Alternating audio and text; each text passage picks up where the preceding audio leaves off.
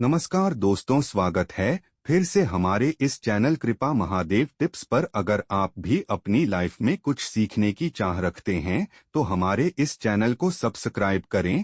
दोस्तों, माता रानी की कृपा आप और आपके परिवार पर सदा सर्वदा बनी रहे। दोस्तों, नवरात्रि में यह खास 7 संकेत बताते हैं कि माँ दुर्गा आपसे बहुत प्रसन्न है और आपके घर में स्वयं आ चुकी हैं। ये 7 संकेत आप भी अपने घर में अवश्य चेक करना।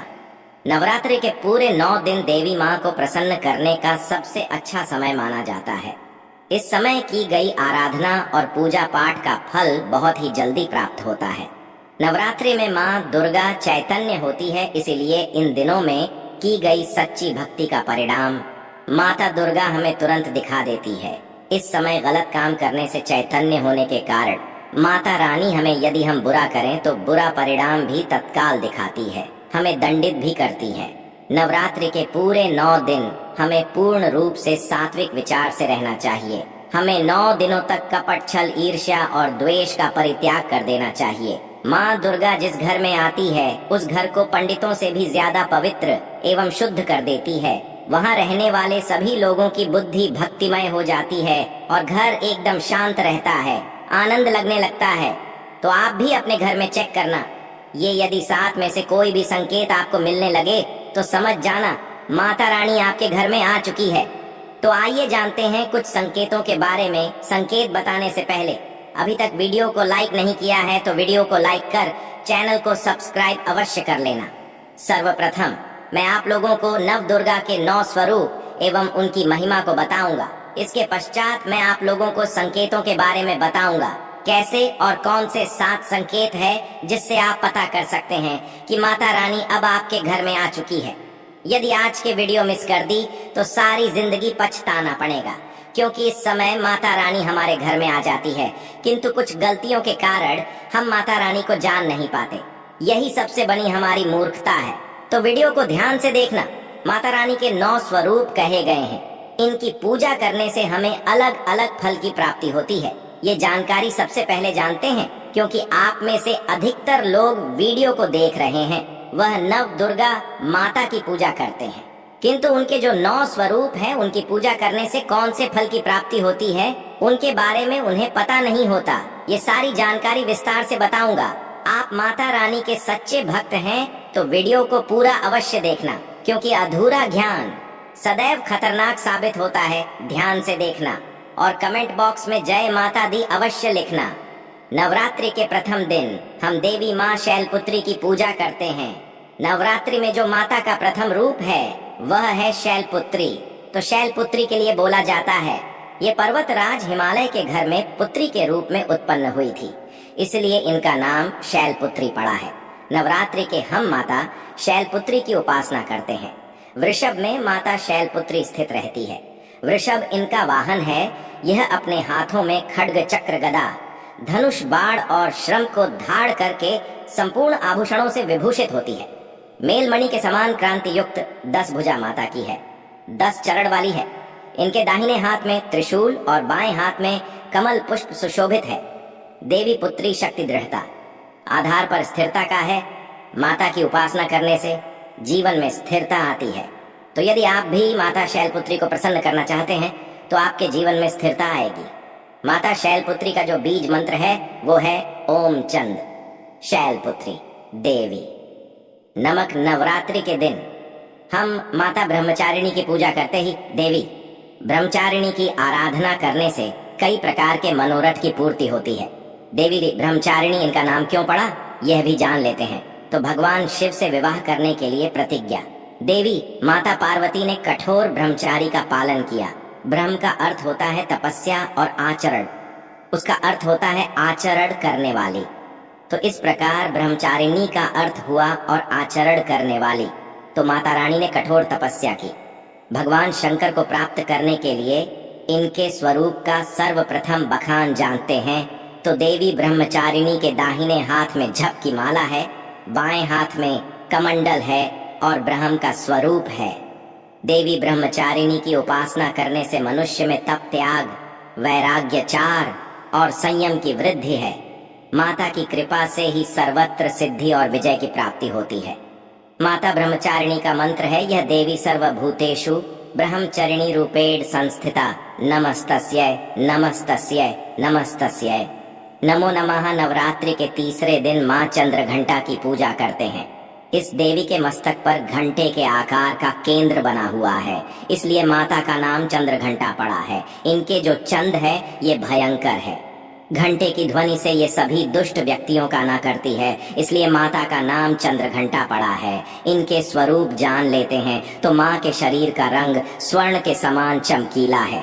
इनके 3 नेत्र हैं, 10 हाथ हैं। इनके कर कमल गधा, धनुष बाण, ठंडक त्रिशूल और अस्त्र शस्त्र लिए हुए हैं।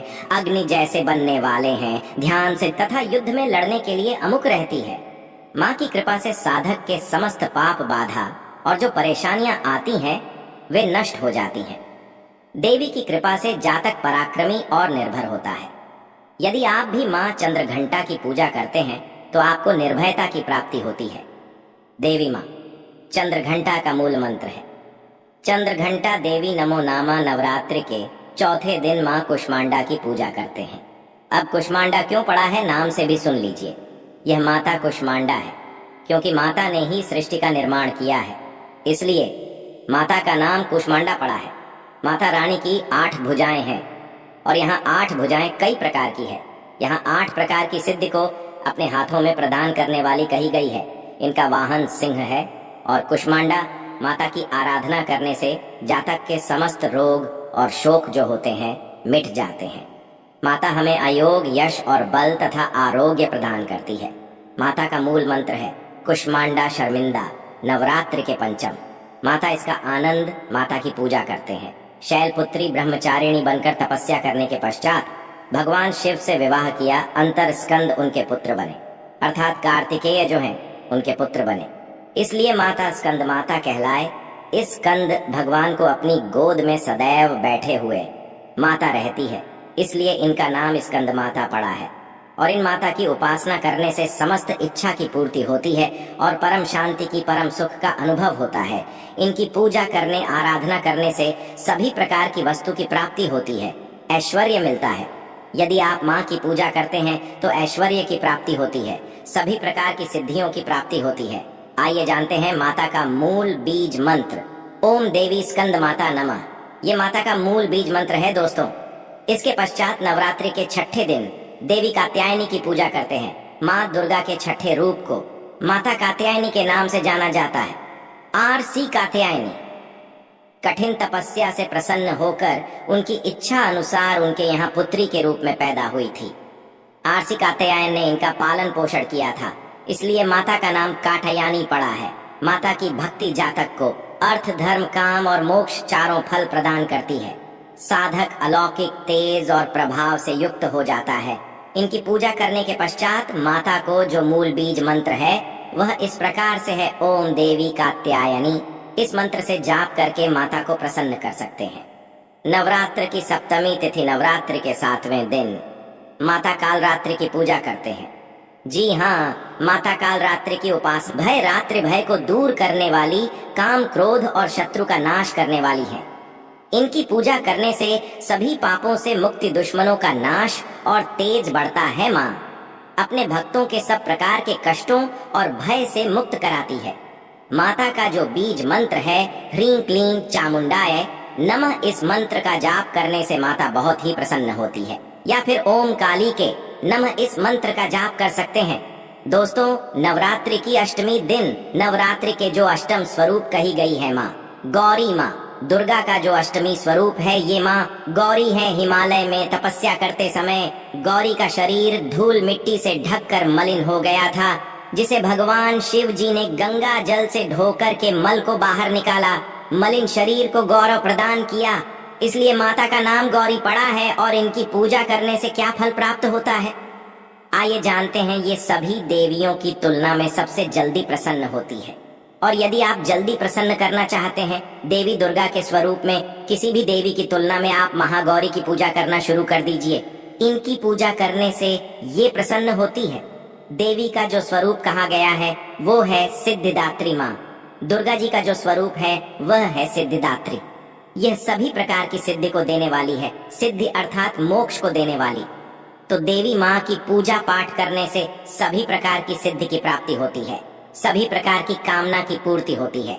इसीलिए नवरात्रि के 9वें दिन इनकी पूजा से असंभव कार्य को भी संभव कर सकते हैं। इसलिए अधिक जितनी भी जातक है, साधक है, सिद्ध प्राप्त करने वाले साधक माँ सिद्धिदात्री की पूजा करते हैं। और माँ कभी भी चाहे असुर हो, चाहे मानव हो, चाहे दानव हो, चाहे कोई भी हो, कितना भी उत्तम सा धूप क्यों ना हो, किसी पर यह भेदभाव नहीं करती, सभी को यह सिद्धि प्रदान करती है। इनका जो बीज मंत्र है सिद्धिदात्री, आप में से अधिकतर दर्शक हमें कमेंट करते हैं कि गुरुजी हमें सिद्धि की प्राप्ति करने के लिए क्या करना चाहिए। तो यदि सिद्धि प्राप्त करना चाहते हैं तो माँ सिद्धिधरती की आराधना करना शुरू कर दें। और जो बीज मंत्र बताया है, इस बीज मंत्र का जितना ज्यादा हो सके जाप करें। इस बीज मंत्र का जाप करने से आपको 8 प्रकार की सिद्धि और 9 प्रकार के निधि की प्राप्ति होती है। आइए अब इस वीडियो में जानते हैं। नवरात्रि में ये 7 संकेत बताते हैं माँ दुर्गा आपसे बहुत प्रसन्न है और आपके घर में आ चुकी हैं। पहला संकेत है बार बार गौ माता का आना। जिस घर में माँ दुर्गा रहती है उस घर में उनकी बहन कामधेनु उनकी सेवा के लिए, उनके दर्शन के लिए बार बार घर के द्वार पर बिल्कुल ही आती है और यह घर के इर्द गिर्द घूमती रहती है। वहाँ से 9 दिनों तक नहीं भागती तो समझ जाना माता रानी आपके घर में आ चुकी है। दूसरा संकेत मधुमक्खी का घर में आना। देखिए मधुमक्खी को माँ दुर्गा का भ्रमण का स्वरूप कहा गया है। जिस घर में नवरात्रि में मधुमक्खी आती है तो समझ जाना उस घर में माता आ चुकी है, क्योंकि जो मधुमक्खी है ये महादुर्गा का ही स्वरूप कही गई है और यह अपने पूर्ण स्वरूप के दर्शन के लिए अर्थात 9 दुर्गा के दर्शन के लिए सेविका बनकर के आती है। तो समझ जाना आपके घर में माँ दुर्गा आ चुकी है। तीसरा संकेत ज्योति का तेल गति में चलना। जी हाँ, यदि आपने अपने घर में माता रानी की प्रसन्नता के लिए, भक्ति प्राप्त करने के लिए ज्योति स्थापित करके रखी है और यदि ज्योति की लौ गति से चल रही है तो समझ जाना ज्योति के समक्ष स्वयं माता रानी खड़ी है और आपको भी अंतर आत्मा से माता रानी के होने का एहसास होगा। तो इन संकेतों से भी पता कर सकते हैं कि माता रानी आपके घर में आ चुकी है। चौथा संकेत नवरात्रि में दीपक की बात ही में फूल का बनना। यदि आपके दीपक की बत्ती में अचानक से फूल बनने लगे तो समझ जाओ नव दुर्गा माता आपके ऊपर बहुत प्रसन्न है, आपके ऊपर पूर्ण रूप से अपनी कृपा बरसा रही है और माता रानी आपके घर में आ चुकी है। आपके सभी कष्टों को दूर माता रानी इस लोक से फिर जाएगी, अर्थात आपके घर से जाएंगी।